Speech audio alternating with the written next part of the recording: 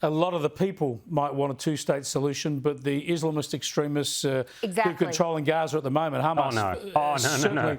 They don't want any solution at all except the annihilation of Israel and the Jewish people, which brings me to another local response here. And this is a major council in Sydney, Canterbury Bankstown Council, where there's a large Muslim population. And this is the difficulty with this conversation, of course, is there are so many. Obviously, the overwhelming majority of Muslim Australians are wonderful contributors to this country. But you've got this fringe out there calling gas the Jews and death to the Jews. So you get this horrific social tension. Anyway, this council, they're going to fly the Palestinian flag.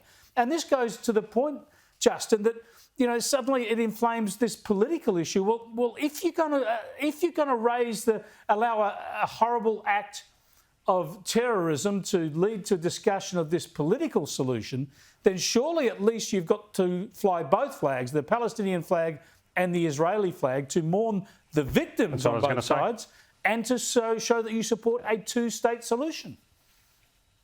Absolutely. And I think the biggest problem is that when these acts come along, they're not, and yes, by all means, support the innocent people of Palestine and hope that they are not killed. I mean, it's as simple as that. But with that, you've also got to be condemning, beyond belief condemning what Hamas has done. And I mean, and like when you're doing that, it doesn't mean that the world can't be telling Israel, hey, listen, make sure you're doing the right thing here, make sure the aid gets through, make sure innocent people are protected as much as they possibly can be. Of course you've got to do that. But every time we have the conversation and every time councils like that have their conversation and raise any flags, they need to also be condemning Hamas every time. And unfortunately, that's not what we're seeing. And also what they need to be doing, what everybody needs to be doing from every community, from every council, from every country, should be demanding the release of all the hostages immediately.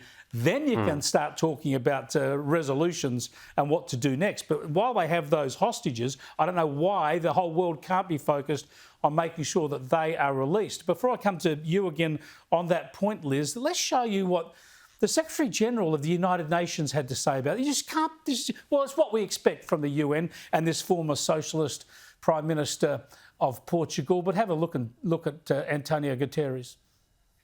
It is important to also recognise the attacks by Hamas did not happen in a vacuum. The Palestinian people have been subjected to 56 years of suffocating occupation. But the grievances of the Palestinian people cannot justify the appalling attacks by Hamas, and those appalling attacks cannot justify the collective punishment of the Palestinian people.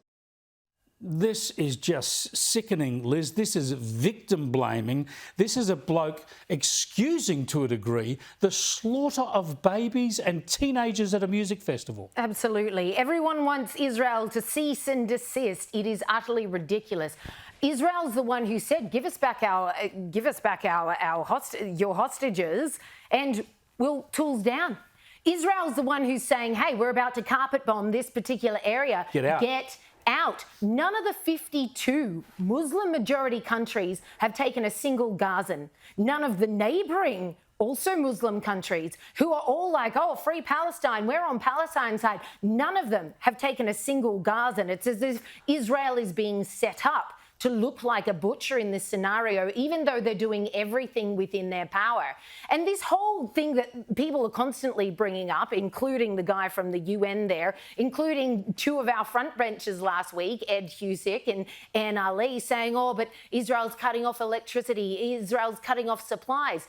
As we heard from an international law expert who was taking the BBC to task, actually, because the lefty-leaning presenter who was obviously beating the drum for Palestine, and this woman, her name's Natasha Horsdorf, absolutely reamed her. It was brilliant. But she said, no, according to international law, Israel is under no obligation to be supplying the very animals that did this, their very opposers in this war, with what they electricity, food, supplies, water, etc., and so on. So the amount of misinformation that is being pumped into the narrative and the rhetoric around, oh, poor Palestine, a lot of it is simply factually incorrect.